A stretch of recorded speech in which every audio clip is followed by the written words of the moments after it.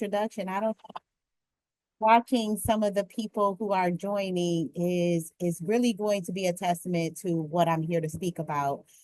So I want to just start off with welcoming you again. Today we're going to be talking about from harm to healing.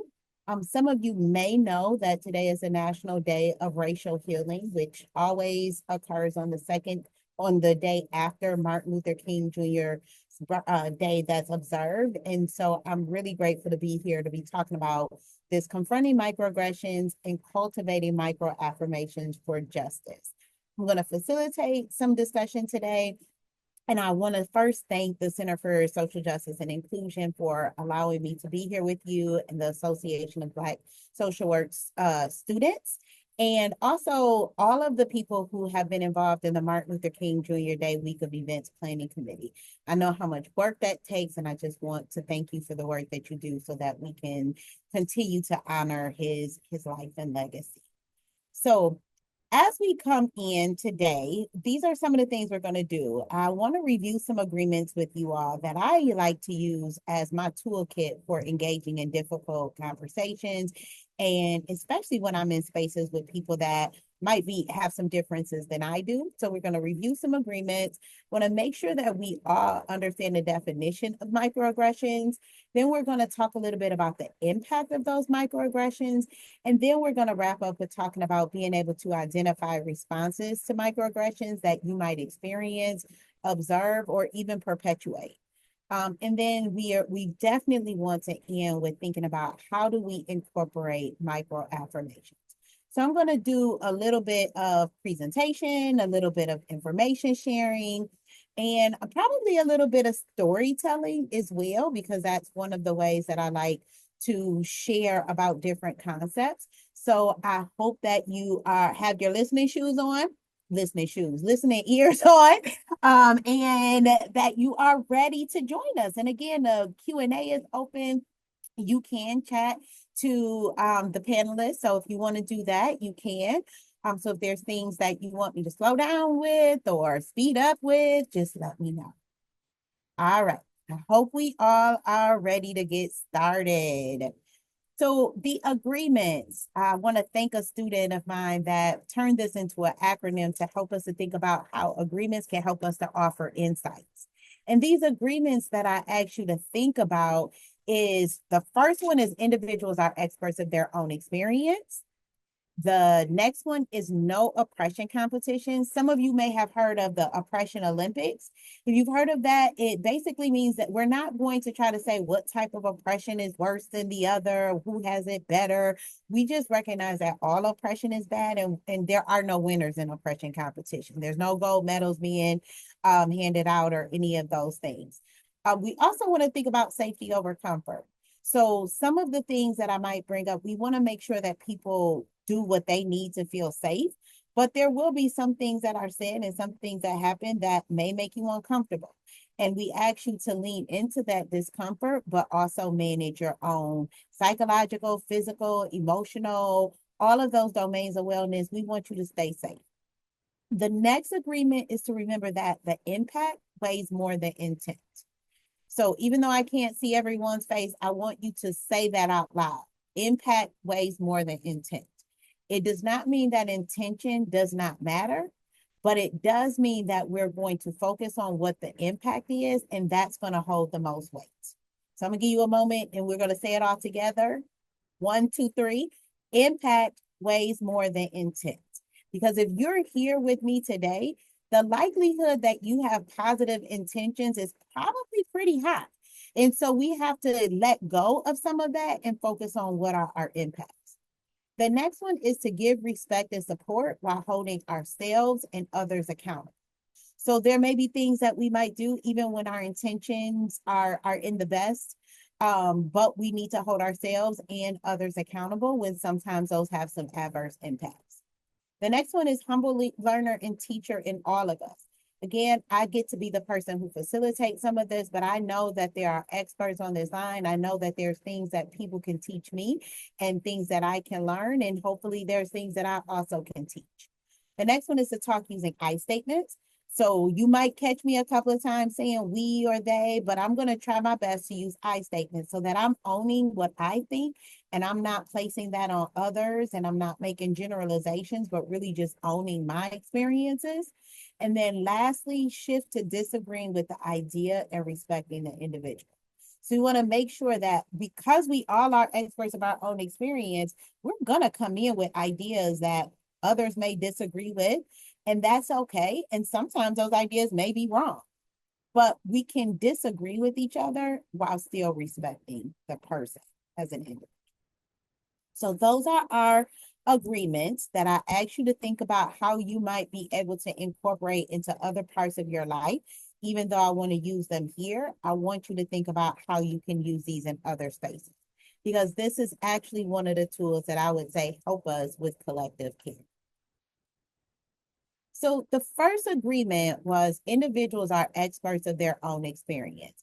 And I want you to take a moment to think about what is your experience personally and socially. So if you have ever seen these identity wheels, they ask you to think about who are you? What are some identities you hold? And personally, it might be things like your education, your favorite books or films or music you like, hobbies that you engage in, if you're affiliated with an organization, some of your personality traits that you might hold, some values, your profession, maybe a favorite sports team. Oh, and for those of us that are still sad about the Lions, but still holding them near and dear to our heart, that would be an example of that. Our talent, skills, and abilities, other things, where you grew up, any life experiences, all of those things are who you are as an individual, and they're personal, right? So my favorite movie is The Lion King. It will forever be my favorite movie. And like I said, I'm kind of digging the Lions right now as a sports team if I have to pick one. And I want you to think about how would you describe yourself? And again, I know you can't share with everyone, but if you even want to put it in the chat just to me and say, this is who I am. Like, think about where you're from. I know my cousin is here who's from Inkster. I'm from Ypsilanti. So, like, think about all of these different parts of who we are, your generation, your last name, any parts of who you are that's like personally important to you. Those are things that usually we hold near and dear to our hearts. And then we also have our social identities, right? And so our social identities usually have been categorized by society and has these different names to them that have ascribed some sort of value or meaning to it, right? And so when we think about those things, think about how you identify socially. Oh, someone shared with me that they love to travel. I'm loving to travel as well. They grew up all over in the 80s. So any 80s babies knows that that is a particular personal identity if you grew up in the 80s. And they're also the oldest daughter of 5 children. Now, I should also share that child part is also really big. If I have any youngest siblings or only children, I myself am a youngest child. And let me look and see if my big sister is here. No, she is not online, but I am the youngest child. And if anyone knows how youngest children act, you might see some of those things come out today because I think I can just take over the world. I take up the stage, I take up the space, do what I want to do. And I also think I am the best thing since sliced bread. Um, so I just want to share again, those are parts of who I am. And my birth order makes it shows a lot. And my sister Michelle is here, and she's the only girl in her family. And we see how that happens. Youngest and only girl. So let's just name that for a little bit. But then we talk about our social identities. Again, these are things that come from society. So we think about maybe religion or spirituality, race and what race you identify as, your physical appearance and body image, your national origin and your citizenship. Those are things that are social identities. We also think about it, what our legal status is in the United States, and this is typically, it can look different in different parts of the world. So we want to name that for sure. But gender identity, sexual orientation, our ethnicity, our social economic class, our age, our abilities, our health status, all of those things are our social identities. And all of us might use different words to describe it as well. And that is also okay. So when I fill out my social identity wheel, and this is a part where I say I like to share a little bit and do a little bit of storytelling. I'm thinking about how do I name myself? My race, I identify as Black. I identify as Christian, specifically Seventh-day Adventist. I do identify as heterosexual. I am someone who has various disabilities. Um, the age, we're not going to talk about age. I do have a few gray hairs, so I'm just going to say I'm middle age and that I love it here. I love being middle age. If there's any middle aged folks in the room, kudos to all of us. It's a great time to be. I'm middle class.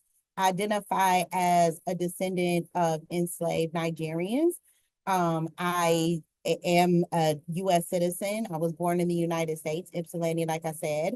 What else would I share? I'm middle, I don't know what to call, I'm shorter, I'm on the shorter end.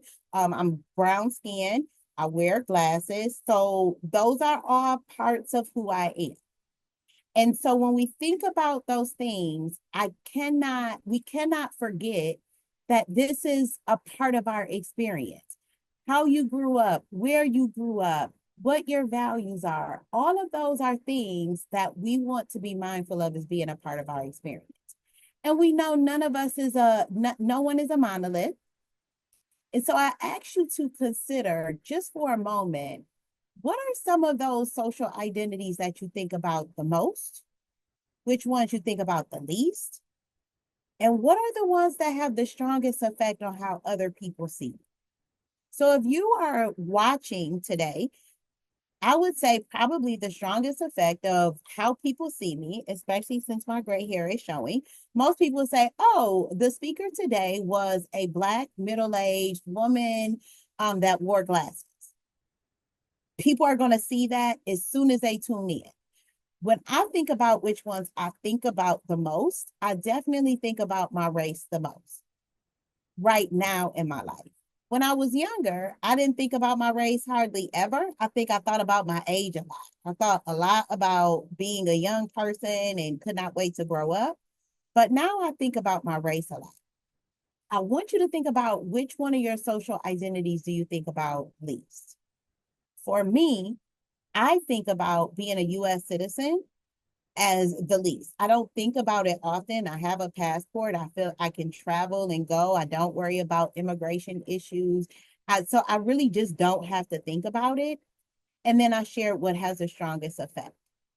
Now, if you reflect on that yourself, I want you to ask yourself the identities that you think about the most. Are they those that you have experienced some marginalization or difficulty in life, or has it been an identity that has been historically marginalized? Maybe you haven't experienced it yourself, but you know it's a part of the history of that identity. When you think about the one you think about the least, is that one that you have some dominance or one that has some social privilege or social capital in the United States? So, like I know for myself, there is social capital aligned with being a United States citizen. And then when we think about the ones that have the strongest effect on how others perceive us, I'm wondering how many of those traits were physical, things that people can see. Because when we do these exercises, that's what we often find, that we think about the identities the most that have been marginalized. We think about the ones that have power the least, and the ones that have the greatest effect on how others see us often. Because again, if we're talking about people that don't know us, they just walked up and met us on the street, what would they first be able to say? They can't say I'm the youngest child because they don't know. They can't say I'm a Leo because they don't know. But if they see me, there's some things you automatically know. So we know there's different intersections of who we are with all of these parts of us. And so I want to just highlight how there can be different ways that we can experience our different parts of us. So in the center, you will see the identities that typically hold some power or social capital. So whiteness, being slim or muscular, being a cisgender man. So that would mean that you identify as a man and you are assigned as male at birth. If you are in a monogamous and heterosexual relationship, if English is your first language and you're a native English speaker, if you're a salaried employee, again, you have the citizenship, monogamous marriage. So that even gives you a little bit more power than just being in a heterosexual relationship. If you are either Democratic or Republican, it gives you some social capital. If you're able to drive, if you're a homeowner, if you have post-secondary education, if you're an adult, especially middle-aged, if you're rich, if you're Christian, if you're able-bodied, if your mental health is stable, if your physical health is stable and able-bodied, and if your neurological processing is neurotypical, there is social power and social capital in that. We also know those identities that are often marginalized and have been marginalized in the United States. That's what we've seen, right? So either being visibly black and brown, so that's that outer circle that we see. If you're super fat, large fat, mid fat, if you're visibly not gender non-conforming or transgender or intersex or non-binary, if you're visibly homosexual or openly polyamorous, um, if you are monolingual and not English speaking, that can be another.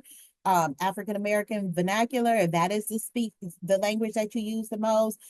If you're unemployed or a full-time parent, if you have an expired visa or undocumented or an asylum seeker, if you're divorced or separated, if you're uninterested or uninvolved in politics, you can be in a marginalized area.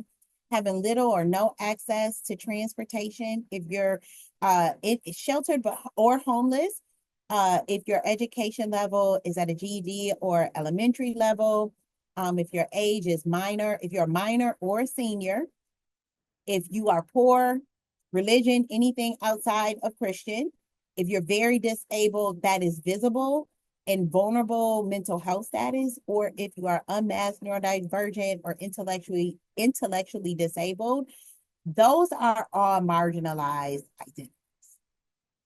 Okay. And so we want to be able to think about that. And then I don't want to forget about some of the identities that we see in the middle layer that people have named as being erased from the conversation. Because we often look at things as like power or power stripped away. But there's also people who have been missed out of conversations, and we want to make sure that we highlight that we have erased some identities from the conversation.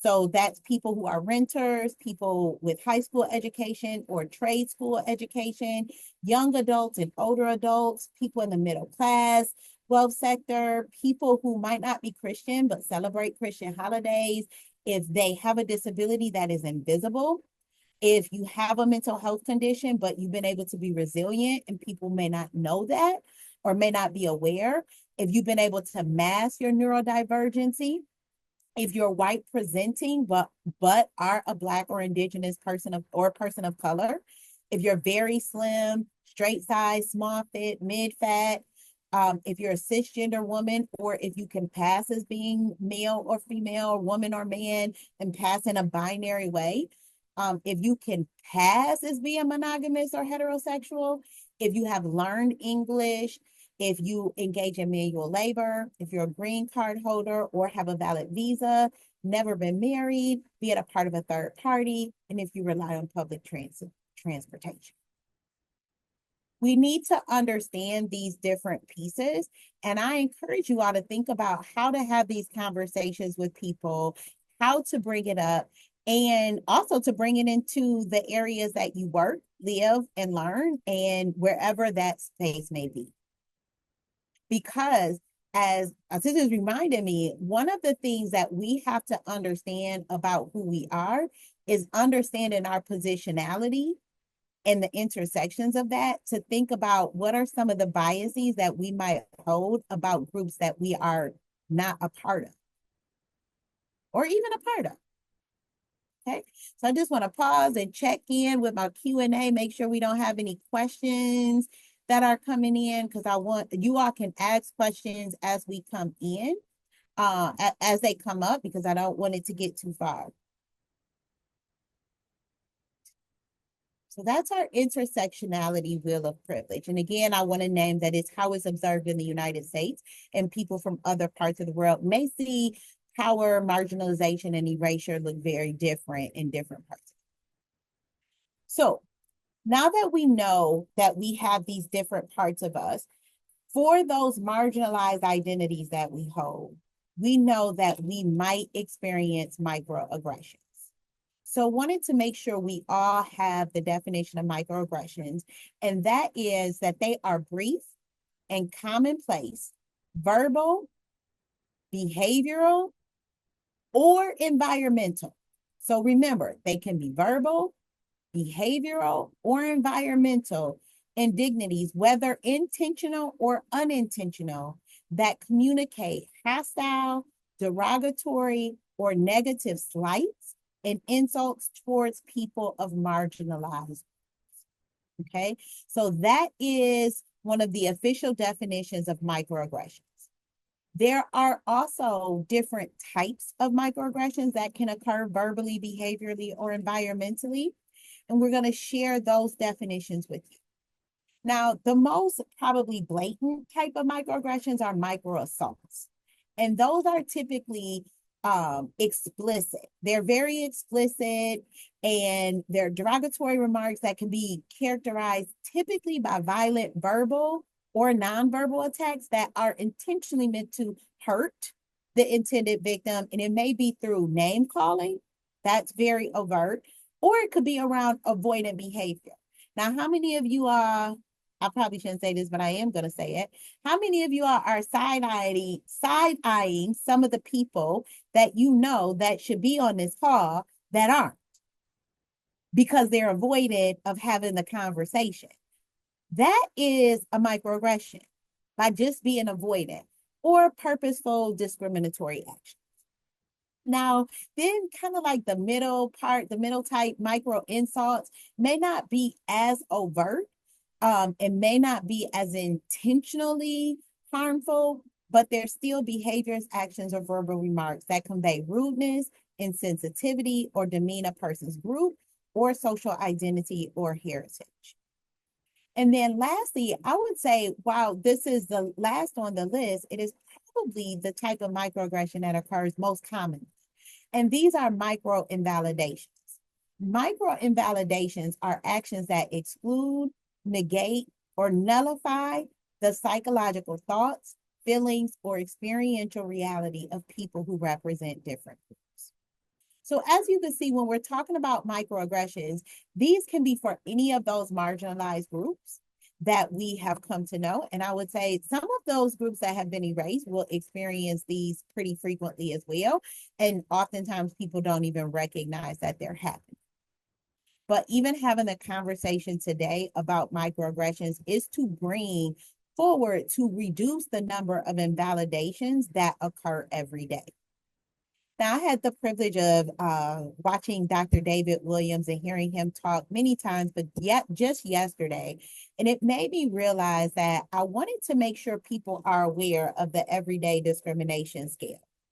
So when we think about the everyday discrimination scale, and I just gave you the definitions of microaggressions, this scale can help people think about how often some of these things come up for them on a day-to-day basis.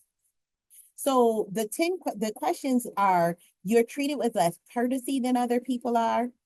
You're treated with less respect than other people are. You receive poor service than other people at restaurants or stores. People act as if they think you are not smart. People act as if they are afraid of you. People act as if they think you are dishonest. People act as if they are better than you are. You are called names or insulted, or you are threatened or harassed. Now, when I read this list to you about everyday discrimination, I would bet that many of you would be able to answer frequently, every day, or at least once a month to many of these responses. that is what these things look like. And if you haven't experienced it, I would probably bet that you know someone who has shared their experiences with you. So just want to pause, and you can see the reference here, but they did this everyday discrimination scale because the researcher, and Dr. David Williams was one of the primary leaders in this work. What they wanted to look at racial differences in physical and mental health, and looking at what that looks like among social economic status, stress, and discrimination. And so when we're talking about discrimination, I want to make sure that you are aware that this can be lots of different things. And let me just pause for just 1 second because it shows that I should be sharing my screen, and I want to make sure everyone can see my screen. And this is also a good time to just pause for a moment to see if there's any questions before we move forward. Okay, great. Thanks.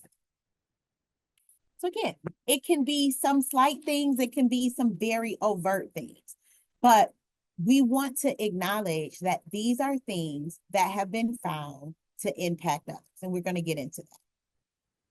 So when I give you this definition about microaggressions, I want you to know that perpetrators of microaggressions are often unaware that they are even engaging in such communications when they're interacting with people of marginalized. They often are like, they don't know that it's happening. They are not able to recognize it. And a lot of times, especially some of my students, they say, there is no way they cannot know that that is a microaggression. How can they not know? We've been talking about it. There's research about it. There's videos about it. How can they not know that they are perpetuating a microaggression? Well, I'm going to tell you why. Two big reasons, and I'm sure there may be others, but two big reasons is it's typically the identities that they think about the least. So if you don't think about it, you are not as aware of how you can be impacting other people. Another big reason why is because stereotypes have been perpetuated, not only perpetuated, but they've also been normalized. And once there have been normalized ideas, when you make statements about things, you don't necessarily recognize it as being a problem because it has been socially accepted. Okay. So this is a time where I'm going to ask people to engage with teaching a little bit and being some learners. Well, I thought I was going to. I like to use Poll Everywhere. And let me see why. No, I got to pull it up for you all. I'm going to use Poll Everywhere because I would like for you all to think about examples of microaggressions that you have either experienced, witnessed, or observed. Even if, and so it doesn't necessarily have to be, it doesn't have to be something that you have experienced yourself, but even if it's something you have heard before. And the way you're going to join this Poll Everywhere, you could do it two ways. You could either join by going to pollev.com/Dr. Price 88, and I can put that link in the chat for you. Or you could send a text message to 22333 and put in Dr. Price, DRPRICE 88. And you can share some examples of microaggressions. You can do this anonymously. If it asks you for your name, you can click skip. Just skip for now and put in an example of microaggressions.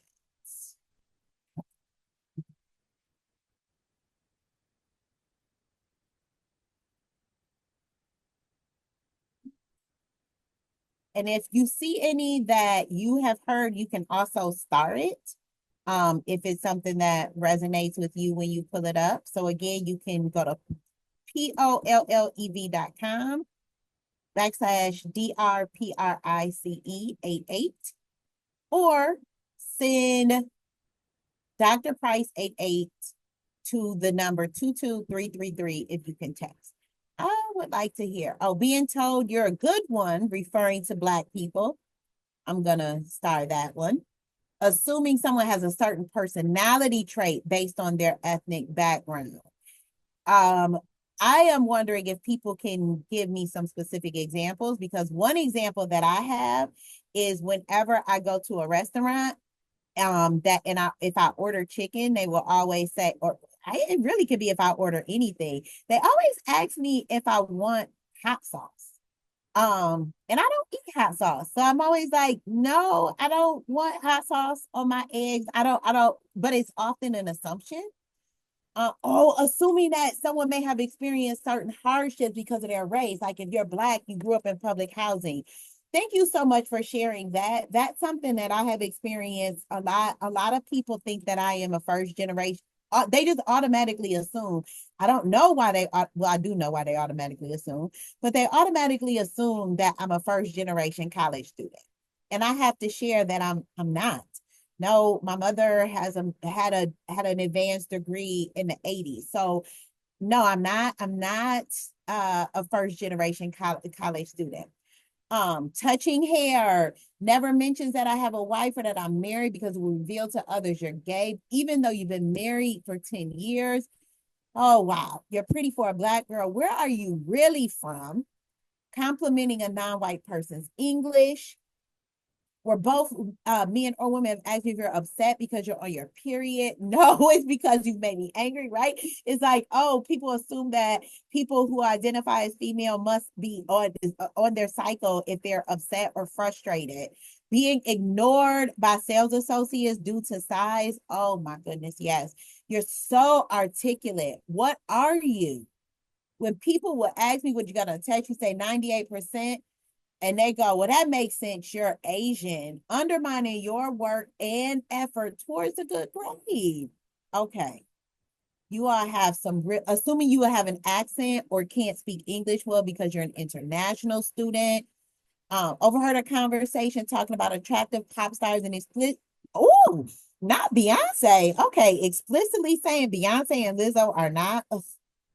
Walking into a home improvement store as a woman and automatically being asked if you need help. How about at the auto shop? And they say, someone actually has asked me, is your husband going to come in? Is he coming to join you? And it's like, no. Um, Assuming I was oppressed as a woman because I grew up in the Middle East. Why you articulate yourself so well. I love infantilization of people who are neurodivergent. Comments about a Jewish nose. I have actually heard people say, oh, you must be Jewish because of this. I've heard that. Assuming poverty because of perceptible disability. Assuming you know everything about a profession or discipline just because you work in that sector. I'm going to assume, maybe I shouldn't assume because that's a bias or prejudice about social work. People always think I know stuff as a social worker. And I'm like, well, I don't do that type of social work. You're too young to understand. Absolutely. Seeing this in a restaurant, people think your partner's your brother or friend, asking if you're mixed. Look at all of these people. So these are things that people experience. Oh, you guys are my favorite kind. You all are so caring, and I always receive good care from you guys. These are the things. These are the microaggressions. So I knew you all would have an example, but just in case you didn't, I brought some others, and I like to collect these and share with people, because I also think that there's a lot to be able to share with others that this is our experience. So some of these things, we saw them in here. You all did it. I mean, everything. What are you mixed with? Every single one. You're a credit to your race. I didn't expect you to be so professional. One is you look like you're up to no good. I've heard people share with me like, oh, are you all a gang? Because it's three people walking and it's not funny. So those are verbal microaggressions. They're assumptions of inferiority, minimizing experiences, and stereotypes. This is what it comes from. Then we have behavioral things that we see: ignoring a person of color's input in a meeting, always calling on someone to speak about their community, increased scrutiny of a person's work, scheduling work or school events on significant cultural and religious holidays without acknowledgement or accommodations, um, responding to discussion of racism like everyone experiences that. I don't think it's about race. Offering unsolicited help. It sounds like that's what happened to the person at Home Depot. Or over explaining tasks, showing discomfort, overcompensating by being over friendly or praising someone solely because they are from a marginalized group. That creates exclusion, experiences of surveillance, and avoidance. So when we think about these types of things, I also want to make sure that we name that some of the verbal and even some of the behavioral microaggressions, people have thought that they're compliments, but they aren't. They absolutely are not. And then environmental, some of the things that we see is absence of people of color in leadership positions in the media or in our educational materials, having buildings or schools or holidays named after people who have had negative ideologies, racist, heterosexist, homophobic ideologies, decorations, language, or symbols that promote stereotypes, using elements of a culture without understanding or respecting that cultural significance, having news outlets and how it disproportionately portrays people of color in negative contexts, such as crime reporting, our history curriculum focusing primarily on Eurocentric perspectives and omitting significant contributions of non-white communities, our school textbooks with minimal or inaccurate representation of experience of Indigenous, Black, Asian, or Latinx communities. We can also look at some environments like poorly maintained areas and communities or parks and infrastructure in communities where Black and brown folks live, unequal access to things like food or grocery stores, and decision-making processes that are not inclusive of people who are most impacted. One of the things that I tell people all the time is when we, even an environmental and behavioral microaggression to me, is when we always go with majority rule. When we are in spaces where the majority of people are not people with marginalized identities. So then we can think about how that can lead to lack of representation, hostile environments, appropriation, all of those things. Pausing just for a moment to see if people have any questions or clarification. Even if you have some pushback on, I don't necessarily think that would be a microaggression, or how is that a microaggression? And we can go back to the definitions. So yes, that majority rule has some very, very meaningful impacts when we think about who is in the space. Because our feedback, I work at University of Michigan in the School of Social Work in Ann Arbor, and the majority of the students in my classroom are often white females who are under 25, which means that many of them don't have a family, they don't have other things. So if I do things and cater to what they say feels good to them, I'm missing the person who is 45, married, raising children, working a full-time job, that may have some neurodiversity experiences that need different things to be present. And I'm missing that and saying, oh, well, only one person needed it. Well, we need to tailor it for the one person so that they're not excluded. Thank you. So again, we talk about this. I know this is not the first time people have had the conversations about microaggression. People have heard about microaggressions, and yet I'm still telling you that these perpetrators are often unaware that they are doing it. They are very unaware, and they do it every day. Every day. Why? I'm going to give you another reason. Some of it has to do with just the way our brain functions. So when I talk to you about stereotypes, I always have to show this video. It's my favorite video, called the McGurk effect. And it helps me to remember how easy it is for people, even though they know something, to still do something different, or their brain tell them something that is inaccurate. Right. Now, I am watching, and I know everyone can't see what everyone's saying, but I asked people to let me know if they did not hear, if you did not hear a B like boy or ba like sheep say, or if you didn't hear five. Now, there was only one person that said they did not hear the ba or the fa.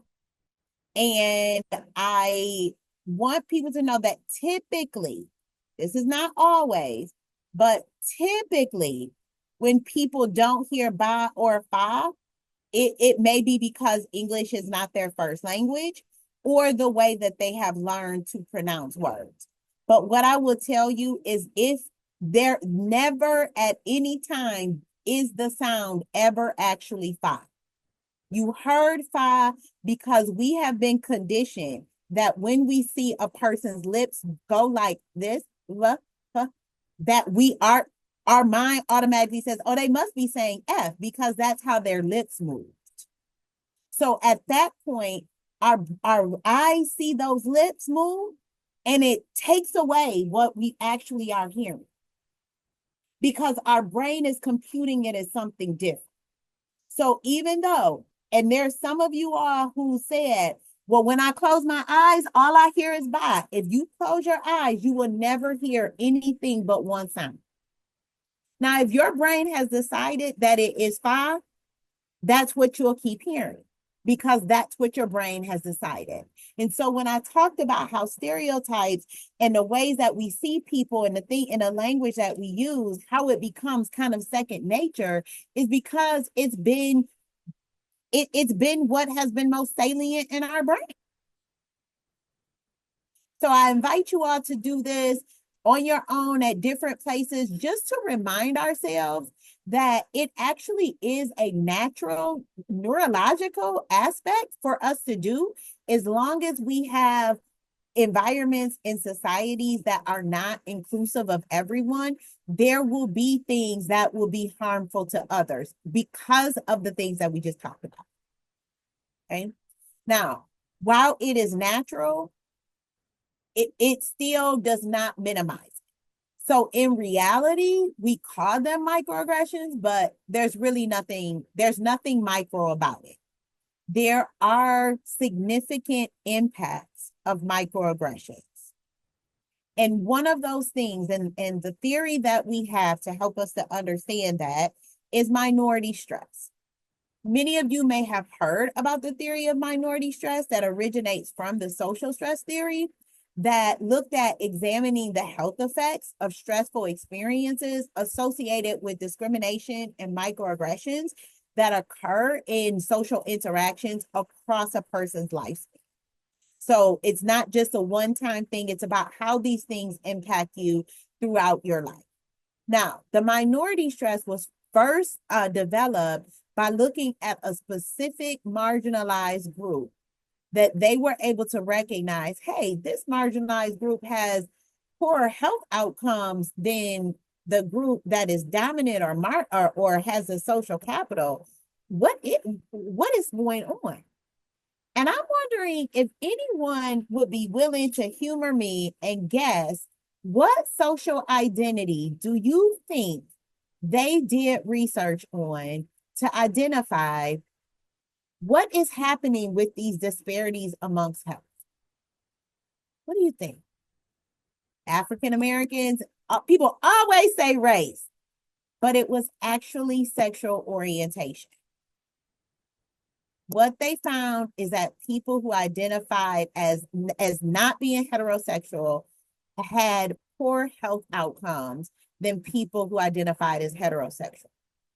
So I think it's important to name that because we saw some of those sexual orientation microaggressions. And so, of course, if we put race and sexual orientation together and that intersection of different marginalized identities, it becomes more challenging.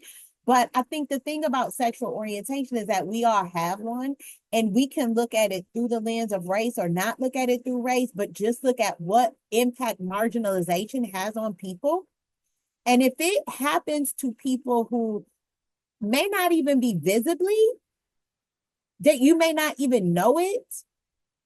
We have to be able to think about how this level of minority stress can occur to people that are saying they're having these things happen every single day.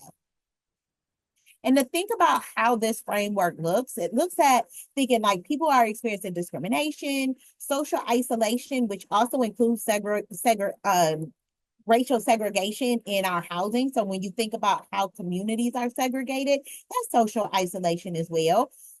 Issues being dismissed as a part of your culture, observing hate crimes occurring, violence, media demonizing your identity, experiencing poverty, health inequality, harassment, poor housing or homelessness.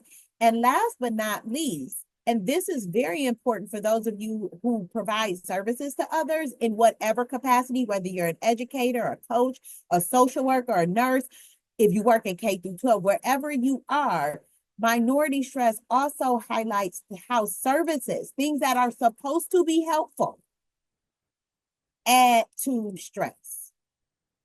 Okay, it adds to the stress. So going to school to get an education should not be adding to the minority stress that people are experiencing, but we have found that it does.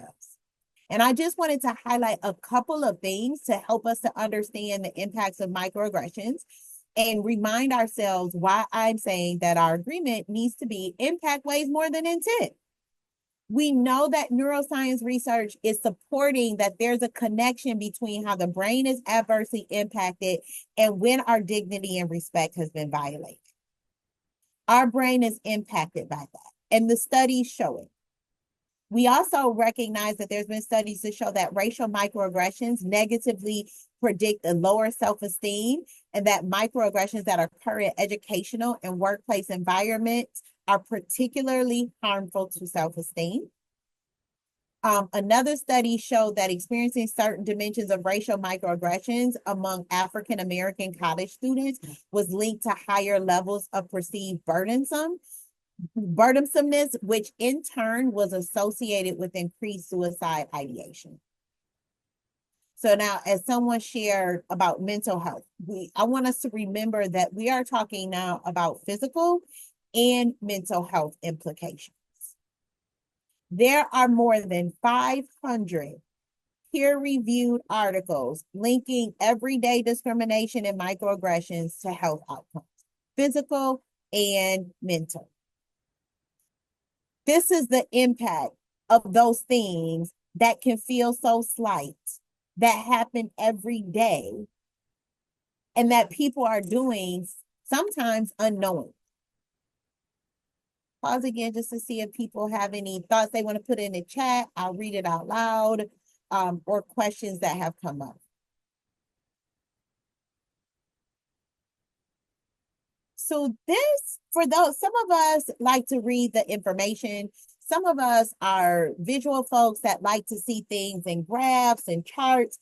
And if you're one of those people that like to see models in a different way, this may help you to understand what I'm talking about. So what they found, and they put this in a nice formula to help us to see how we get from minority stress to potential clinical outcomes. So we talk about, one, the experiences of prejudice and discrimination, events and conditions, even the expectation of prejudice and discrimination. So you have an expectation that someone's going to do something when you walk into the space that can also lead to stress. Okay. Concealment of identity. So whatever that identity is, whether that's racial, whether it's sexual identity, whether it's citizenship, whatever that is, feeling the need to conceal that also leads to minority stress. And then there can also be some internalization of the social stigmas that have been placed on the group. And I want to name again, although I typically and primarily focus on race as a part of microaggressions, I want to name that any part of those marginalized groups. We could think about it through social economic status. Huge group that experiences microaggressions when they're when they're accessing healthcare, when they're in different programming. So we want to remember all of those things. So again, if someone is concealing their identity as someone with low socioeconomic status, that causes minority stress. Now, I want to name that there are always going to be moderators in this process and say that everybody has coping responses. Everybody. So we're not trying to say, oh, minorities are so, oh, woe is me. No, we have coping responses and there's resiliency that comes in it. And often in the part of people in our communities. But even when we have those coping responses, the mechanism in which our biological function works through our epigenetic changes, transcriptional regulation, allostatic overload from stress, dysregulation of our HPA axes, those are the mechanisms that impact our biological function. So inflammation, immune functioning, cardiovascular functioning, our metabolic functioning, our endocrine and hormonal functioning, all of those things are impacted by those mechanisms. When we think about inflammation, that can lead to things like cancer, heart disease, high blood pressure, HIV viral load, susceptibility to viral or bacterial infections, treatment side effects, immune function, some of the same things, cardiovascular function, same things, but one of the things that's added there is increased body mass index or collection of fat around your waist. Our metabolic functioning can lead to things like diabetes, heart disease, some of the same others. Again, that increased body mass index or collection of fat around the waist, insulin resistance. And then for the endocrine and hormonal system, again, similar things. If we think about many of the diseases that people of color and people of marginalized identities are highly impacted by,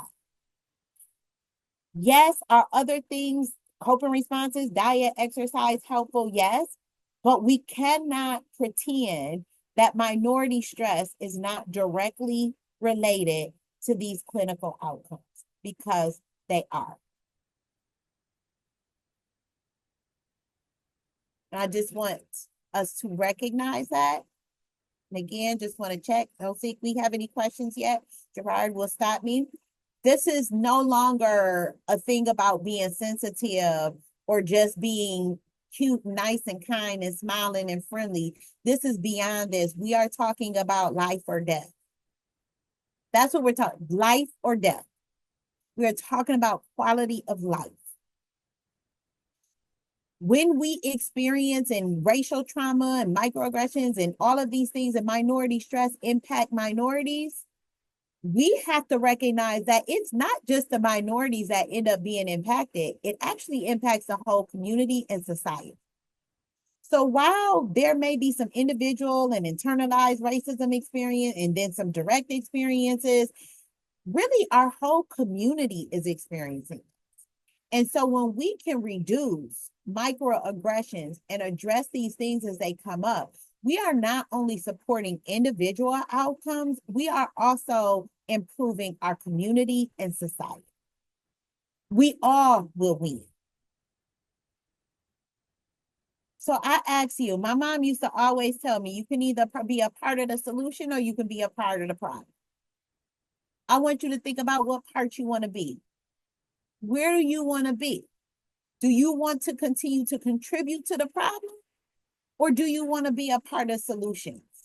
And because you're here, because you're listening, even if you are listening to this later, if you're still listening after an hour, I'm hoping you are here to be a part of the solution. And as Martin Luther King Jr. said, history will have to record that the greatest tragedy of this period of social transition was not the strident clamor of the bad people, but the appalling silence of the good people. So we want to move, for all of us good people, we have to think about what are we going to do? We can no longer stay silent and not address the harm that is happening to others. So when we think about hurting or healing, think about what is going on in that moment What is your identity and positionality? Because that's going to depend. You might be the person that is hurting. You might be the person that needs to heal. Whatever that is, you identify where you need to go. Then you think about doing your active intervention and make sure that you continue the work because it's never done. It's never done. And we have to do this using these different levels, right? So when we talk about the Center for Inclusion, the goal is to have an inclusive society. That's the goal. I also know that many of us need to engage in self-care. That's individual.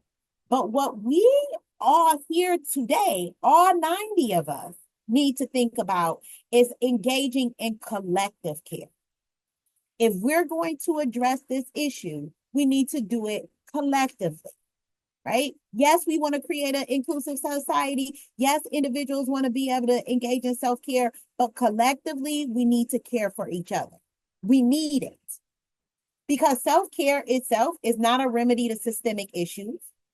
Well-being is a shared responsibility. And when we do collective care, it automatically is self-care. Healing happens in community. And believe it or not, whatever you want to think, we are humans, not functional, transactional objects. So we need this collective care. So I want you to think about, and I had someone come to me last week and share, I had this microaggression happen to me at work, and it just kept coming, and I didn't know what to say. I didn't know what to do. So I'm going to give you some tools that people have shared with me that I have found to be helpful. And people talk about calling in. I have found that calling in can be really helpful, especially if it's people that I need to engage with on an ongoing basis, and I need to address the microaggressions that are arising. So we use this, and we talk about using these 5 steps. The first thing to do is to ask clarifying questions. Take time to make sure you understand what they're saying. Restate your understanding of what they meant. Like using phrases like, what I'm hearing you say is, do I have that right? It sounds like you mean this. Make sure you understand what the person is saying. And then you still can go into explain why what they said or did was harmful or wrong and how it impacted you. Right? So using those I statements, you can say, I felt this way. This is how that makes me feel. You don't have to be condescending, but you can also try to learn from what they're trying to understand and not automatically assume that they're being malicious. And then the step 4 is to check for understanding. Check in with them because, again, people are experts of their own experience. They only know what they know. And so this may be brand new information for them. And so if it is, you might suggest next steps. Know that some people may not know how to apologize properly. You can give them resources or guides or things that they can use going forward so that they can advance their learning and knowledge to replace what they already know. Now, one thing we want to remind, because a lot of people like to use this call in and say, well, the person didn't call me in, so I couldn't listen to them. No, nobody owes you a call in. Calling people in takes time, effort, emotional labor that sometimes marginalized people just don't have in the moment. And we want to be open to learning and growing regardless. And if you're someone who feels like you need to call someone in because they hurt you, if in that moment you feel like you just can't, that is also okay to wait and come back later. If you're observing someone do something, you can call them in. So this takes all of us to be able to engage in it. Now, if you are the person that did something and someone is trying to call you in on a behavior or something that you did, we want you to not become defensive. First and foremost, we want you to thank the person for taking the time and energy and effort to let you know that what you did was harmful. It takes a lot of effort to do it. It's not easy. Then answer the questions honestly. Don't try to pretend like you know everything. Don't be dishonest. Be truthful, even if you have to apologize for how you were thinking in that moment. So you need to listen to learn, not to respond or defend. The wrong way to go is to try to say, oh, I didn't mean it. That wasn't my intent.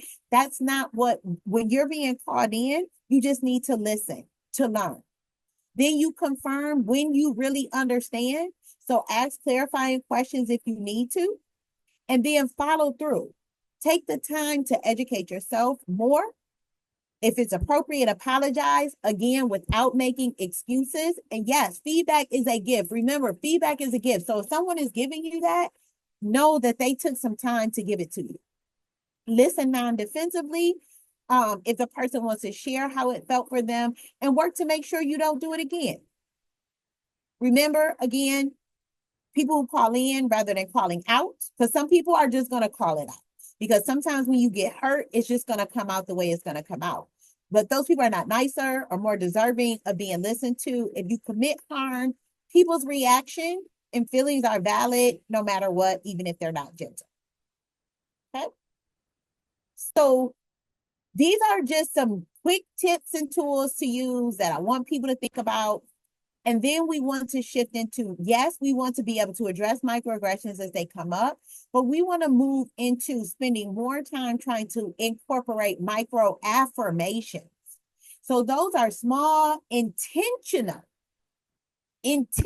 actions or gestures that communicate respect, inclusion, and support.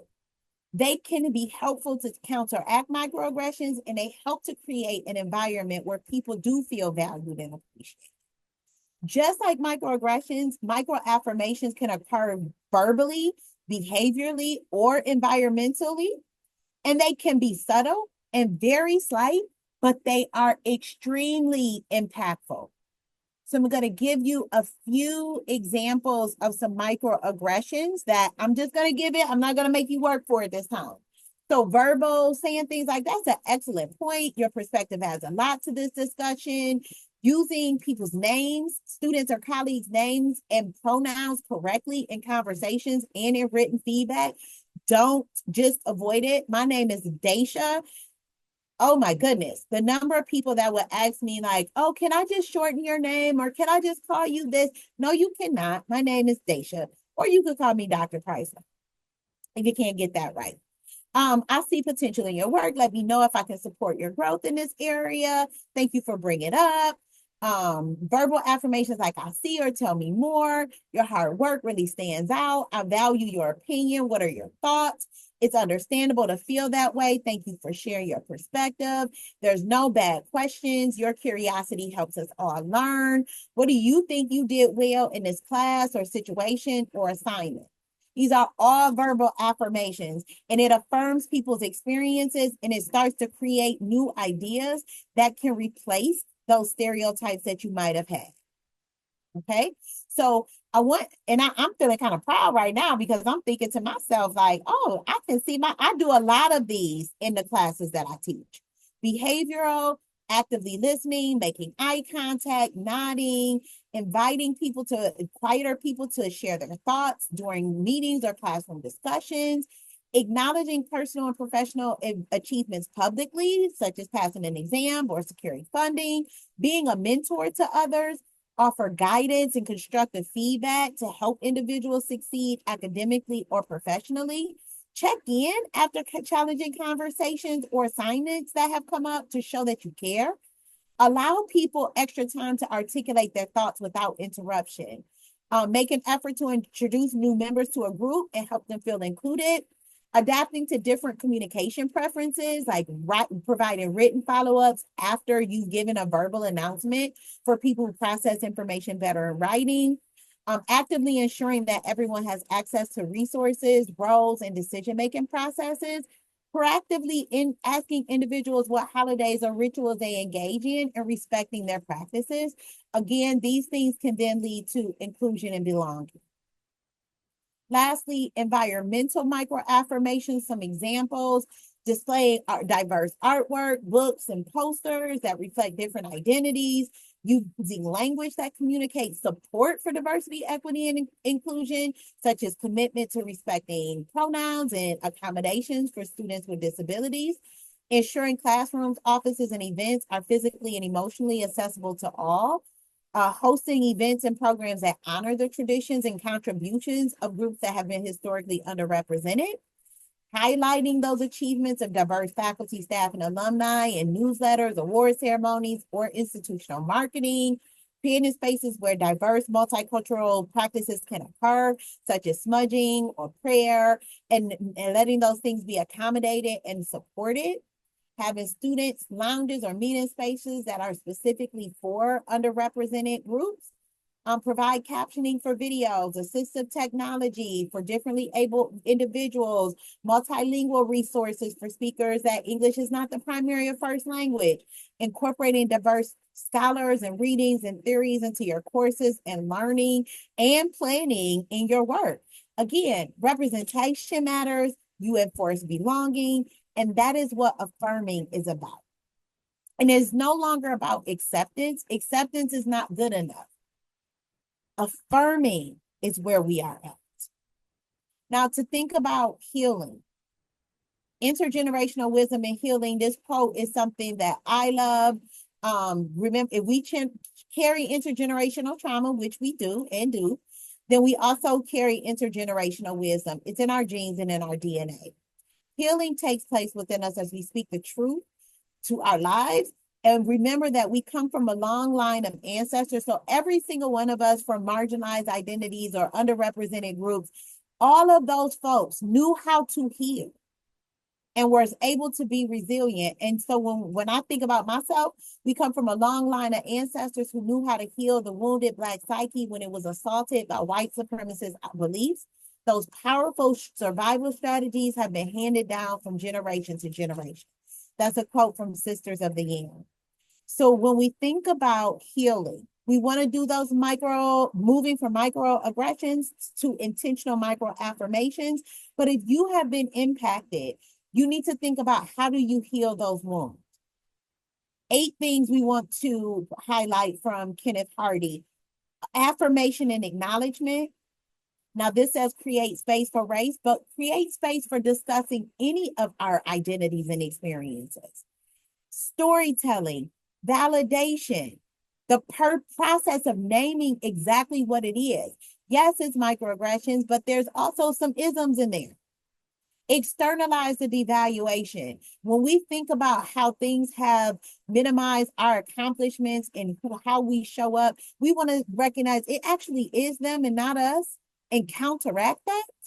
Review our values and align it with our cultural strengths. For example, I'm loud. I am so loud. And I believe that is a part of who I am. It's in my DNA, and it's gotta be okay. And it's valued and it benefits somewhere else. And lastly, rechanneling rage in many different ways that you could do that in training and music and advocacy, blogging, telling your story, sharing your story to places like the Microaggressions Project. And I'm also going to share, and I hope that everyone who registered will be able to get copies of this PowerPoint because I hyperlink a lot of resources for people to engage. And the first one, that's the one thing I can't hyperlink a resource to, and that's for you to be prepared for a lifelong process. You got to this is a lifelong journey.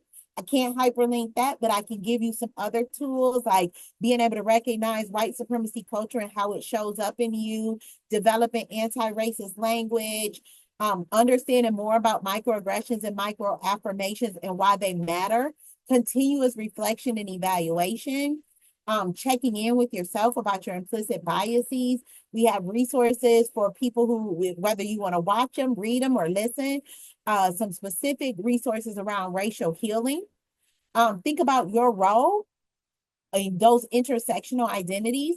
If you are a leader or administrator, think about what you can do towards organizational change. So I have some resources for even reviewing policies and procedures. And lastly, what I just mentioned, maybe engaging with the Microaggressions project. So I'm going to stop talking. References are in there as well, so that we can get on with the Q&A.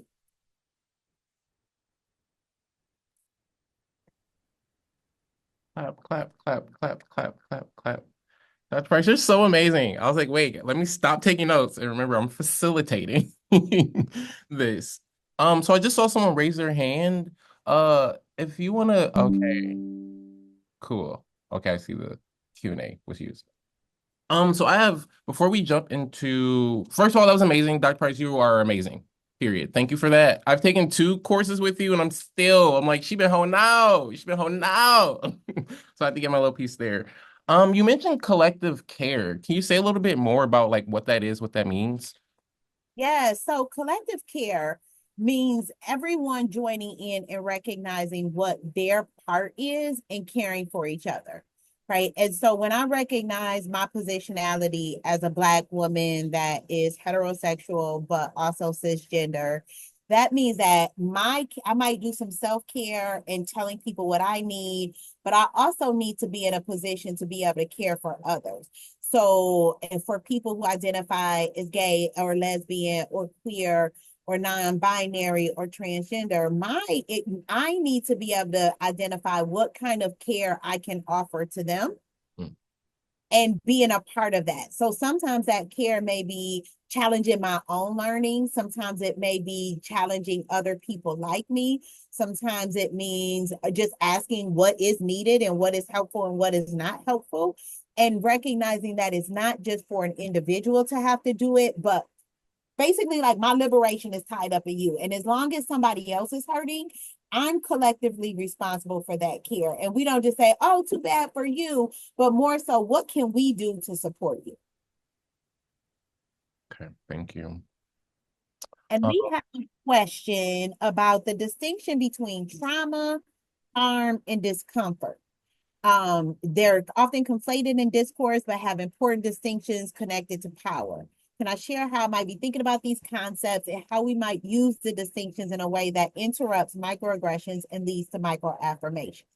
For example, if I feel discomfort, it can feel hard, traumatic, shameful, and lead to the same biological responses in my body, but may not be the same kind of trauma and harm I'm referring to. Absolutely. You first look at the identity that we're talking about. Well, this is okay. Let me tell you, this is my recommendation, and I appreciate you asking how am I seeing this. So I want to be clear. This is how I am seeing it. Others may see it differently. The way I look at it is that I first have to look at what identity are we talking about right now. So if someone comes to me and says, I feel harmed by the language you use around sexual orientation, I would first go to my wheel and look at sexual orientation and see where I am. Am I empowered? Am I erased? Or am I marginalized? For me, I would be empowered. At that moment, while my body may feel afraid and go through all the trauma responses and feel the same exact way that the harm feels to them, that's not what it is. It's discomfort because my existence is not being threatened in that moment because I hold systemic and structural social capital as a heterosexual woman. So when that happens, I can then tell myself, Daicia, you are uncomfortable. This is about their safety, and you need to figure out using methods of collective care how to be able to manage my own discomfort to ensure safety for this person. So and when it's about race, I ask people to challenge themselves to do the same thing. Go look at your wheel. If you are in a position of power, those feelings that you are feeling, yes, it is your body's automatic defense mechanism, and challenge it to remind itself that in this moment, am I really in harm's way? And so I think that trauma responses can show up in different people's body because it's automatic and it's a biological response. And so we can get confused. And so also be careful of your language. Because if I could get paid for every student that said they were afraid of me, and that's the language they use, I'm afraid of Dr. Price. I am no different than some of my other white colleagues. They never use the language of fear. They say things like, oh, she's so powerful, or she's strong, or she's matter of fact. But for me, it's, you're afraid? Why are you afraid? Why am I the fear? Because of my Black body. So I ask people to be mindful of that language that they use so that they are not unintentionally engaging in that. Oh, the wheel. Somebody wants me to go back to the wheel, the intersectional wheel. I can absolutely pull that back up. And I don't know if that is helpful to that question, but remember, trauma is when there is a harm that is occurring to you psychologically, physically, emotionally, spiritually, all of those things. And actually, now that I say that, I think it's important to distinguish that people can even observe things and still have a traumatic response, and it can still look different, whether you're the person that it directly impacted or not. So my favorite example of this is 9/11. There are people who lost people. There were people who were right there. There were people who survived. Their trauma is we would expect that their trauma response or the way it impacted them be different than somebody that was sitting in Oklahoma watching it on the news, but it can still impact them even though it didn't directly impact it, even though they weren't there, just from watching it. So I never want to minimize people's experiences, but I guess what I would say is in collective care, we want to think about who we should really be attuned to and focus on that, and then attune to the other things first. So, like if we were in an emergency room and one person comes in and can't breathe, and another is coming in and they're like, "Yeah, I got this thing and this thing that's going on in my hand." Who you gonna attune to first? It's not that that they're not both important, but you do need to think about how are we going to attune to what is critical. Yes, and I want to name that defensiveness is a automatic body response, which is why we had to think about people had to think about how to support people to be able to respond and have a step by step what to do if someone calls you in. Because too many people are tired of calling people in because they're tired of the responses they get. And that's exhausting because it's like I just need you to listen to me and just and take it. I get that you might be being defensive, but I need you to just listen. So that's what I would say. Um, not seeing any more questions from the audience. I do have another one, which can maybe take us to the end. So in Dearborn, UM-Dearborn, we're a commuter campus, and so I guess I'm just wondering your thoughts, ideas about supports that we can have on campus when there are none at home. And so I'm thinking of maybe our queer identifying students who are maybe out here but not at home. But then I'm also thinking about like racially, or I guess, yeah, I'm thinking about race, right? Maybe my parents experience a lot of internalized oppression, right? And I'm learning new things. And where do I go, right? Like, I guess, yeah, just any thoughts you might have around supporting like students experiencing. Yes, I actually, and I'm an alum of Eastern Michigan University. So I think a lot of us were commuters and had these experiences, and some things that were affirming to me to even affirm that experience as being a commuter because it can feel very isolating because you're not just on a college campus. Like you have to live in these two worlds of still being in a space where people are not having these conversations and then come into the space where this is all like where people understand it and know it. And so I would say having opportunities inside the campus and in surrounding areas is like meetup spots where people can collectively do things. And then I believe what has been most successful here in my role has been really uplifting student organizations and asking them what they want and giving them, but we got to ask what they want, let them lead, and give them the resources to do it. Yep. That would be my recommendation is to think about, because I also think that people sometimes, I think people minimize commuter students' ability and interest in being in student organizations. And so I think that in some schools, they don't put as much effort into it. And I would say we should really do that. Okay. That would be one of my things I would say. In addition to, I know you all have some really great spaces for people to hang out in when they are on campus. So, in between classes and things like that. So I think really using those spaces as real opportunities and inviting their extent, making sure that things are accessible and open to their family. Because I think that's another big thing. Because that can actually be a way to support people whose families don't understand as much, because then they can bring them to things and Mm, expose them to things, and it can make their life be different. absolutely. Never thought about inviting the parents, or I guess external family. Really great contribution. Okay. Well, we are at 28. And we don't want to keep you past your time. So you're a busy lady. But I just want to thank you so much, Dr. Price, for agreeing to do this and for your scholarship and just for you being who you are.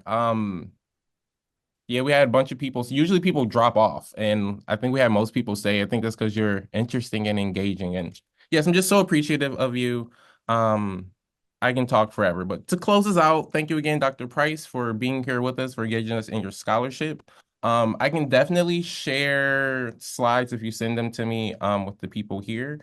Um, in closing, thank you all for joining us, and thank you for staying and engaging with us in this crucial discussion. If you're part of the UM-Dearborn community, tomorrow, Wednesday, January 22, from 3 to 5, the Black Student Union is hosting a speech writing event in Mardigian Library. And then on Thursday, we will engage in a poster making workshop with local artist Donna Jackson at Henry Ford College in Building L. The MLK Week of Events website, you can Google U of M Dearborn MLK, and that will pop up and it lists the week of events and ways you can get involved. And then lastly, this recording will be uploaded on YouTube. Once I get it there, it might take me a few weeks, but it will be there. Dr. Price, I'll send you the link and I can email it out to all the attendees. And with that, thank you all so much for being here again. Thank you, Dr. Price, uh bringing us for connecting Dr. King's work to the current moment, and things that are going on with us. And yeah, do you want to close? You want to say something to end us Yeah, out? I was like, oh, I could download this thing right now and put it in the chat for people who just want it right away. Um, Okay, yeah. why did oh, I gotta do it to I can do it to everyone. It will be emailed out to people who register, but I'm like, oh, for those of you who don't want to wait, because I'm somebody I have a sense of urgency. So I wanted to share that. And I just wanted to thank people for being here, especially the people who love me that have been giving me micro affirmations my whole life. Probably so many that make me really I'm so resilient because of some of the people on this call. Like they have just affirmed me so much that this is what it looks like when you get those affirmations. Oh, You. all right. Well, thank you everyone and have a great day. Stay warm out there. Yes. Stay warm. Thank you, Bye. Dr. Price. Oh, wait, that's not how you end it. Here we go.